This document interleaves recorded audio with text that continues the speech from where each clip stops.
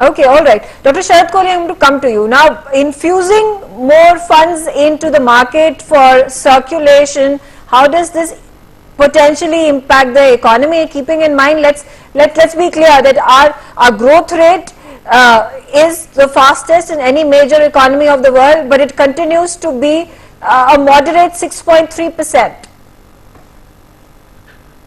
Good evening, Megha. Good evening to my fellow panelists and NewsX viewers. You see, whenever an RBI monetary policy comes, the commentary therein is more important than the MPC decision. Of course, MPC decision is welcome. 25 basis points cut is very welcome. It's coming after a long gap of 5 years. So definitely the EMIs are going to get cheaper. It will probably boost the demand for real estate. It will boost the demand for consumer goods. It will boost the demand for basically making the money cheaper in the market, good for business as well. But we need to keep in mind that when Mr. Sanjay Malhotra, the RBI governor, was speaking in the announcements, I was very closely glued to the whole speech. You know, he did mention about the global headwinds and global policy uncertainty.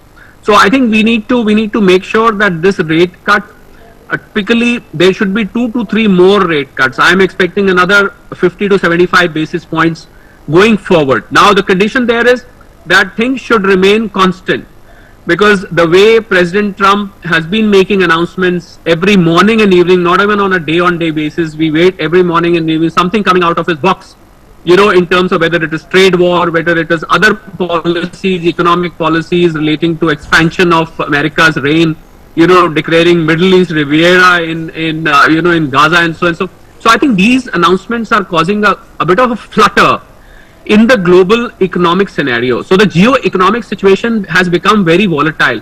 So which RBI governor in his announcement accepted. Obviously, he didn't refer directly to President Trump's announcement, but he did indirectly talk about this. So I think we have to assume some kind of consistency in the rate cut in the next 2 or 3 MPC meetings, which happen after every 2 months. Inflation, a big concern. So I think a balance between inflation and growth has to be maintained. Well, the RBI governor and the government has now realized that yes, economy is sluggish. We need to now moderate our stance from being hawkish to being accommodatory. So I think that stance seems to be coming now with 25 basis point, but inflation as a problem has to be recognized and continued to be monitored from here, even though a stance has been shifting of gears has happened from growth from inflation to growth now, but things can change overnight the way global scenario is looking like. Well, there's no doubt that India is the yes, because it's in direct contrast. We have not been coming back to Dr. Kohli again. You know, the double bonanza in this entire week, which was the budget, and now we talk about the repo rate cut. Do you feel the government of India right now is under some sort of pressure to perform? No, it's not about the pressure. It's about the state of the economy, Megha. The state of the economy. I think the situation in the economy demands that. So it's not a question of pressure. I mean, there's no political pressure, but I think this is a growth-oriented government. It does want country to, catch up that pace, remain in that pace. We've had the reputation of being the fastest growing emerging economy, large economy in the world. Obviously, you don't want that reputation to sink away, and for the sake of countrymen also. Why just sake of reputation? I mean, if it is sabka saath, sabka vishwas, sabka, when you want the whole country to grow, obviously the GDP has to grow. People have to, 60% of our economy, Megha, is made up out of consumption. And if that consumption slows down, obviously, it is going to impact overall. The private investment gets affected, manufacturing gets impacted, export gets impacted, and a big problem, Megha, that we are facing right now is dollar versus rupee.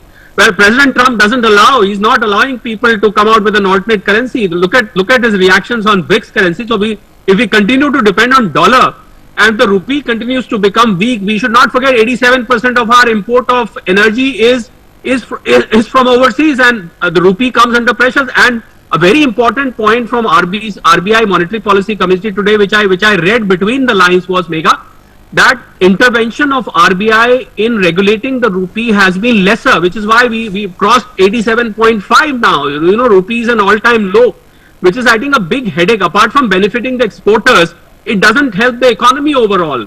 Our imports become expensive, currency becomes weaker. So I think there are multiple concerns there, and RBI I would say in synchronization with the government has to monitor and set the position right. We should not lose the pace at any cost. So it's not about the pressure, it's about the monitoring of the economy, which any government in this position would have taken. And I am glad that there is a double-edged approach to that, whereas fiscal approach in terms of government by reducing the income tax and so, and a monetary approach by RBI. I think in combination, both should work together to arrest this sluggishness and make sure that the economy continues to grow, Megha. Okay. Yogendra Kapoor, again, I do want to Sharad Kohli, then where is the potential for growth in our country now? Is it going to be the new arenas of semiconductors and artificial intelligence and quantum computing? Are we looking at Make in India initiative in defense, which can be a strong revenue driver? Is it then going to be the maritime infrastructure that at this point of time has not been fully fulfilled, fully monetized by the country, by the economy? Where are these potentials lying?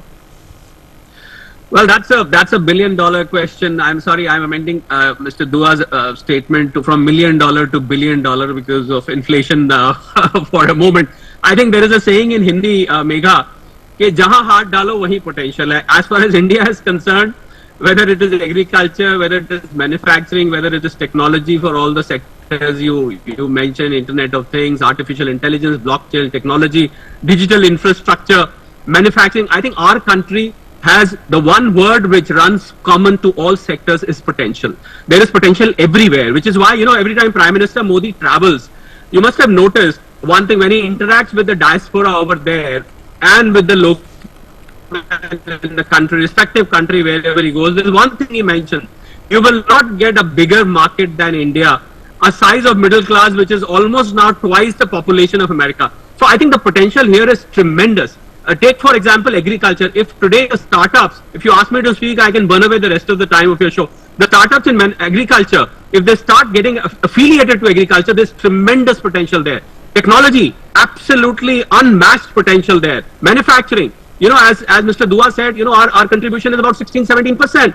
This can easily move up to 50%, and that is what Make in India is all about. So potential, Megha, is tremendous, but the only thing is the government can only do as much that it is doing. It is for the population also to reciprocate it in a way. We can improve on education, we can improve on skill development. So I think all that will, as they say, Rome wasn't built in a day.